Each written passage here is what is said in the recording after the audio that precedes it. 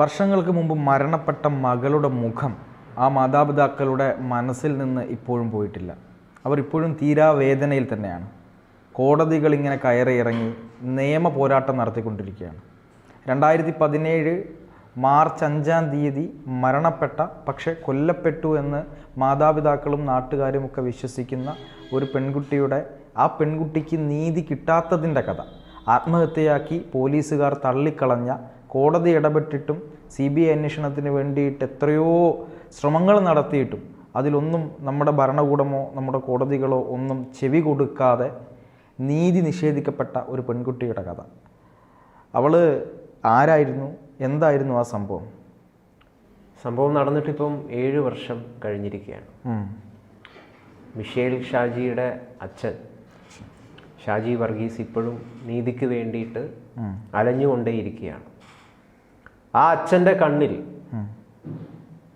തൻ്റെ മകള് കൊല്ലപ്പെടാനുണ്ടായ അല്ലെങ്കിൽ മരണപ്പെടാനുണ്ടായ കാരണം, യഥാർത്ഥ കാരണം ആത്മഹത്യയല്ല, അതൊരു കൊലപാതകമാണ് എന്നാണ് ആ അച്ഛൻ ഇപ്പോഴും വിശ്വസിച്ചുകൊണ്ടേയിരിക്കുന്നത്. പക്ഷേ ക്രൈംബ്രാഞ്ച് അന്വേഷണം വന്നപ്പോഴോ പിന്നീടുള്ള അന്വേഷണത്തിലൊന്നും ഇതൊരു കൊലപാതകമാണ് എന്നല്ല അവർ വിലയിരുത്തിയത്. അവരിത് ആത്മഹത്യ തന്നെയാണ് എന്ന വിലയിരുത്തലിലായിരുന്നു മുമ്പോട്ട് പോയത്. പക്ഷേ ഈ അച്ഛനും മിഷേലിൻ്റെ അമ്മയും ഈ ഒരു കാര്യം വിശ്വസിച്ചേയില്ല. അവരിതൊരു കൊലപാതകമാണ് എന്ന് തന്നെയാണ് ഇപ്പോഴും വിശ്വസിച്ചു കൊണ്ടേയിരിക്കുന്നത്. അതായത് ഒരു നീതിക്ക് വേണ്ടിയിട്ട് എത്ര കാലമാണ് ഒരാൾക്ക് അലയേണ്ടി വരുന്നത് എന്ന് പറയുന്നത് വളരെ ദുഃഖകരമായിട്ടുള്ളൊരു കാര്യമാണ്. വളരെ ദുഃഖകരമായിട്ടൊരു കാര്യമാണ്. ഇവിടെ മിഷേൽ ഷാജി 2017 മാർച്ച് 5-നാണ് മിഷേൽ ഷാജിയെ കാണാതാവുന്നത്. 20-നും 25 വയസ്സിനും ഇടയിലായിരുന്നു ഈ പെൺകുട്ടിയുടെ പ്രായം. ഇവർ കല്ലൂർ സെൻറ്റ് ആൻ്റണീസ് ചർച്ചിൽ 2017 മാർച്ച് 4-ാം തീയതി അവിടെ വരികയും അവിടെ വന്ന് പ്രാർത്ഥിക്കുകയും ചെയ്യുന്നതിൻ്റെ CCTV ദൃശ്യങ്ങൾ കയ്യിലുണ്ട്, പോലീസിൻ്റെ കൈവശമുണ്ട്. അതാണ് ഇവരെ ജീവനോടെ കണ്ട ഏക CCTV ദൃശ്യമെന്ന് പറയുന്നത്. അപ്പം ആ ഒരു CCTV ദൃശ്യത്തെ ചുറ്റിപ്പറ്റി തന്നെയാണ് ക്രൈംബ്രാഞ്ചും അതോടൊപ്പം തന്നെ ലോക്കൽ പോലീസും ഒക്കെ ഈ അന്വേഷണം പ്രധാനമായിട്ടും മുമ്പോട്ട് കൊണ്ടുപോവുകയൊക്കെ ചെയ്തത്. പക്ഷേ എന്തായിരുന്നു ലോക്കൽ പോലീസിൻ്റെ കണ്ടെത്തൽ? ഗ്രോസറി പാലത്തിൽ നിന്ന് ഈ പെൺകുട്ടി ചാടി ആത്മഹത്യ ചെയ്യുകയായിരുന്നു എന്നാണ് ക്രൈംബ്രാഞ്ചും അതോടൊപ്പം തന്നെ ആദ്യം അന്വേഷിച്ച ലോക്കൽ പോലീസും റിപ്പോർട്ടായിട്ട് കോടതിക്ക് മുമ്പാകെ എല്ലാം സമർപ്പിച്ചത്. പക്ഷെ ഇതൊരു ആത്മഹത്യയല്ല. എന്താ കാരണം? ഇതൊരു ആത്മഹത്യയല്ല. കാരണം ആ കുട്ടിയുടെ ദേഹത്ത് കണ്ട പാടുകൾ അത് വളരെ മൃഗീയമായ രീതിയിൽ ആ കുട്ടി പീഡിപ്പിക്കപ്പെട്ടിരുന്നു എന്ന് നമുക്ക് തോന്നിപ്പോകും. അത്തരം രീതിയിലുള്ള ഒരുപാട് സൂചനകളാണ് ആ ദേഹത്തിൽ നിന്ന് ലഭിച്ചത്. അതായത് കടിച്ചു പറിച്ച ചുണ്ടുകൾ, ഈ കാതിലിടുന്ന ഈ കാതിൽ നമ്മൾ വളരെ ഫോഴ്സ്ഫുള്ളി പിടിച്ചു വലിക്കില്ലേ, അതെ. അപ്പോൾ അതിൻ്റെ ഭാഗമായിട്ടുണ്ടായ മുറിവുകൾ, കാതിലോടുകൂടി പറഞ്ഞു പോകുന്ന രീതിയിൽ, അതെ. അതോടൊപ്പം തന്നെ ദേഹത്ത് പലയിടങ്ങളിലും പല്ലിൻ്റെ പാടുകൾ, കടിച്ചതിൻ്റെ പാടുകൾ, വിരലുകളിൽ, ഈ കൈവിരലുകളിൽ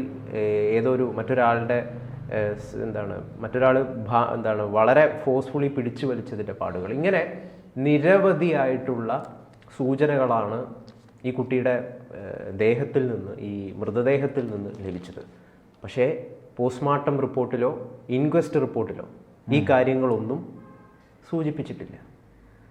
ഇവിടെയാണ് ഇതിൻ്റെ ആദ്യത്തെ സംശയം ഈ കുടുംബത്തിന് തന്നെ രൂപപ്പെട്ടത്. അവർക്ക് ഈ ഒരു അന്വേഷണത്തിൽ, ഈ ലോക്കൽ പോലീസിൻ്റെയോ ക്രൈംബ്രാഞ്ചിൻ്റെയോ അന്വേഷണത്തിൽ വിശ്വാസം നഷ്ടപ്പെടുകയൊക്കെ ചെയ്തത് ഇതിന് പിന്നാലെയാണ്. പിന്നീട് ലോക്കൽ പോലീസിൻ്റെ അന്വേഷണത്തിൽ വിശ്വാസമില്ലാത്ത കുടുംബം പിന്നീട് അത് ക്രൈംബ്രാഞ്ചിലേക്ക് ഈ കേസ് അന്വേഷണം പോയി. പിന്നീട് അത് ഇവരുടെ വലിയ രീതിയിലുള്ള പ്രതിഷേധങ്ങളൊക്കെ, ഇത് നമ്മുടെ സംസ്ഥാനത്ത് വലിയ രീതിയിൽ കോളിളക്കം സൃഷ്ടിച്ചൊരു ഒരു സംഭവം തന്നെയാണ് ഈ മിഷേൽ ഷാജിയുടെ ഈ മിസ്സിങ്ങും അവരുടെ ആത്മഹത്യ എന്ന് വിലയിരുത്തപ്പെടുന്ന പോലീസിൻ്റെ ഈ റിപ്പോർട്ടും ഒക്കെ. കുടുംബം തെരുവിലേക്ക് ഇറങ്ങി, വലിയ പ്രതിഷേധങ്ങളുണ്ടായി. അതിൻ്റെ ഭാഗമായിട്ട് ഇത് CBIക്ക് വിടണമെന്നൊരു കാര്യത്തിലേക്ക് എത്തി. പക്ഷേ കോടതി തടഞ്ഞു, ഹൈക്കോടതി തടഞ്ഞു. ഹൈക്കോടതിക്ക് ഇത് CBI അന്വേഷണത്തിൻ്റെ ആവശ്യമില്ല എന്നാണ് ഹൈക്കോടതി വ്യക്തമാക്കിയത്. വീണ്ടും അത് ക്രൈംബ്രാഞ്ചിൻ്റെ അന്വേഷണത്തിൽ തന്നെ ആ കേസ് പോവുകയാണ് ഉണ്ടായത്.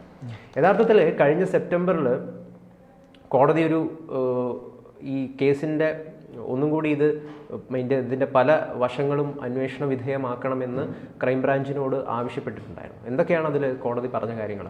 അതായത് ബഹുമാനപ്പെട്ട ഹൈക്കോടതിയിലാണ് ഇവർ ഈ CBI അന്വേഷണവുമായി ബന്ധപ്പെട്ട് ഹർജി കൊടുത്തത്. ഹർജി കൊടുക്കുന്നതിന് മുമ്പ് കുടുംബം തെരുവിലേക്ക് ഇറങ്ങി പ്രതിഷേധിക്കുന്നൊരു കാഴ്ച, സ്വന്തം മകളുടെ മരണത്തിൽ നീതി കിട്ടാത്ത ഒരു അച്ഛനും അമ്മയും കുടുംബവും ഒന്നിച്ച് തെരുവിലിറങ്ങിയിട്ട് നീതിക്ക് വേണ്ടി സമരം ചെയ്യുകയാണ്.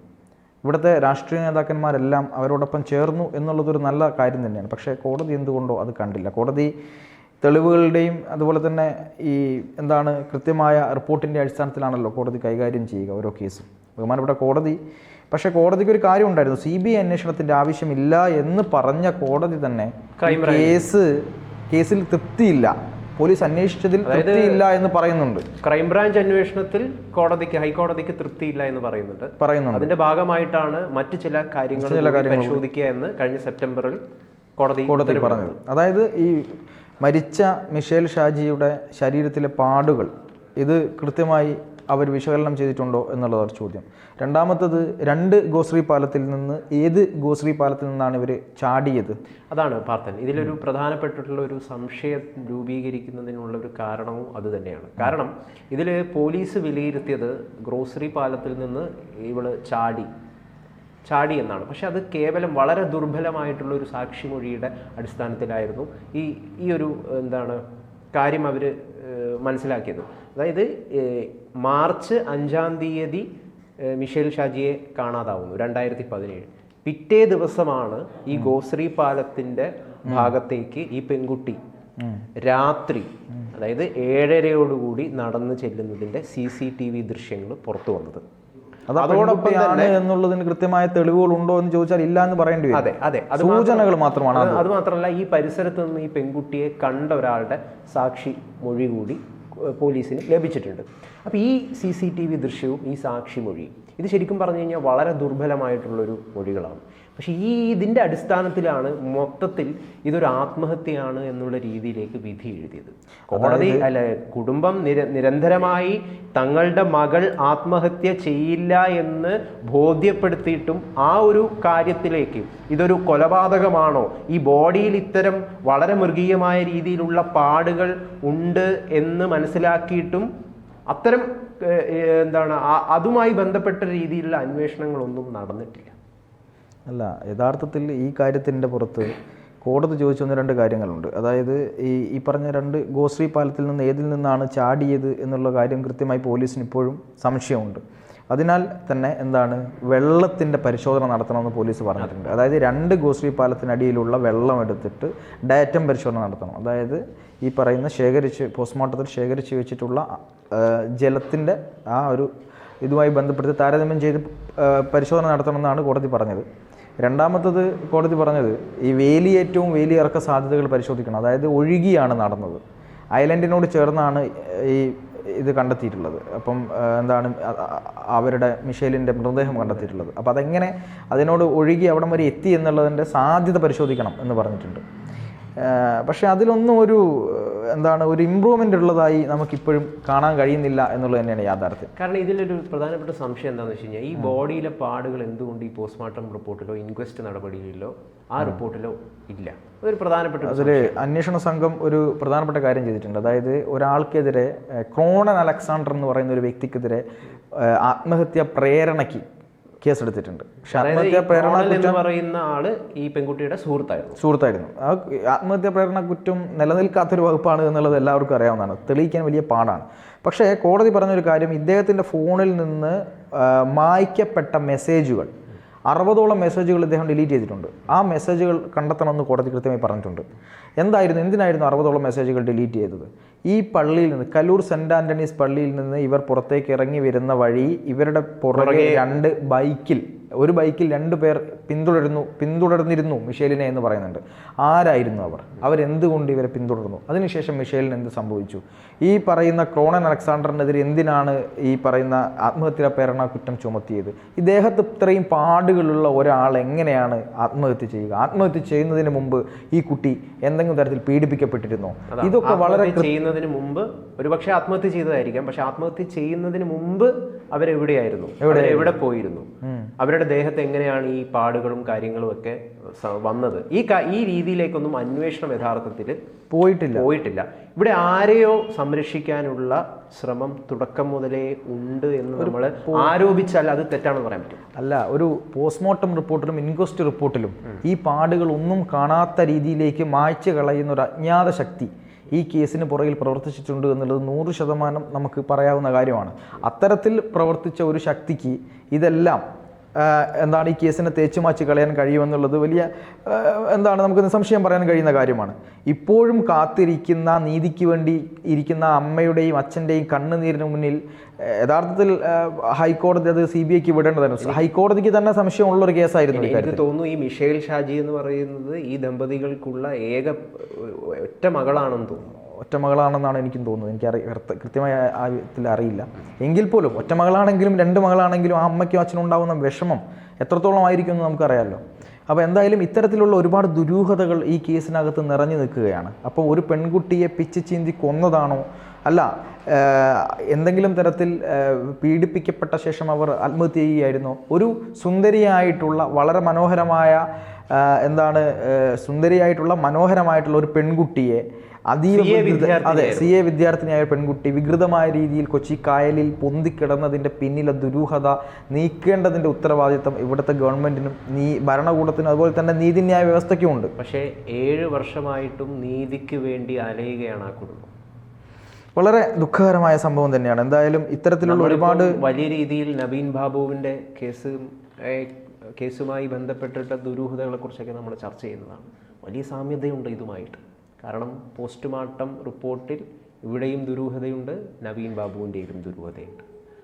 ഇൻക്വസ്റ്റ് നടപടിയിൽ വലിയ നവീൻ ബാബുവിൻ്റെ ഒരു ദുരൂഹതയുണ്ട്, ഇവിടെയും ദുരൂഹതയുണ്ട്. CBIക്ക് കേസ് വിടണമെന്നാണ് ഈ കുടുംബവും പറഞ്ഞുകൊണ്ടേയിരിക്കുന്നത്. നവീൻ ബാബുവിൻ്റെ ഭാര്യ മഞ്ജുഷയും പറഞ്ഞുകൊണ്ടിരിക്കുന്നത് അത് തന്നെയാണ്. അപ്പം നീതിയെ മറികടന്നുകൊണ്ട് കുറ്റത്തെ സംരക്ഷിക്കുവാൻ വേണ്ടി ആരൊക്കെയോ ശ്രമിക്കുന്നുണ്ട് എന്ന തോന്നൽ ജനത്തിന് ഒരുപാട് കാലമായിട്ട് ഉള്ളൊരു തോന്നലാണ്.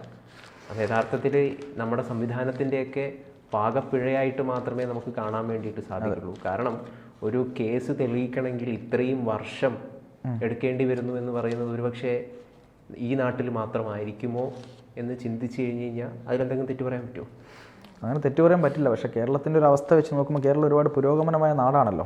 പക്ഷേ ഇങ്ങനെയൊന്നും സംഭവിക്കരുതാത്തതാണ്. എങ്കിലും ഇനിയെങ്കിലും ഒരു സുപ്രീം കോടതിയുടെ ഇടപെടൽ മൂലമോ ഡിവിഷൻ ബെഞ്ചിൻ്റെ ഇടപെടൽ മൂലമോ ഒക്കെ ഒരു CBI അന്വേഷണം വന്നാൽ തെളിയിക്കപ്പെടാവുന്ന ഒരു കുറ്റമായിട്ട് തന്നെ നമുക്ക് പ്രതീക്ഷിക്കാവുന്ന ഒരു കാര്യമാണ്. എങ്കിലും അത്തരത്തിലൊരു ഇടപെടൽ ഉണ്ടാകുമെന്ന് നമുക്ക് പ്രതീക്ഷിക്കാം. കേരള പോലീസിൽ ഈ കാര്യത്തിൽ എനിക്ക് തീരെ ഇത്രയും അടിസ്ഥാനത്തിൽ വിശ്വാസമില്ല. എന്തായാലും നമുക്ക് ചർച്ച അവസാനിപ്പിക്കാനുള്ള സമയമായി. ആ കുടുംബത്തിൻ്റെ കണ്ണുനീർ കാണേണ്ടവർ കാണട്ടെ.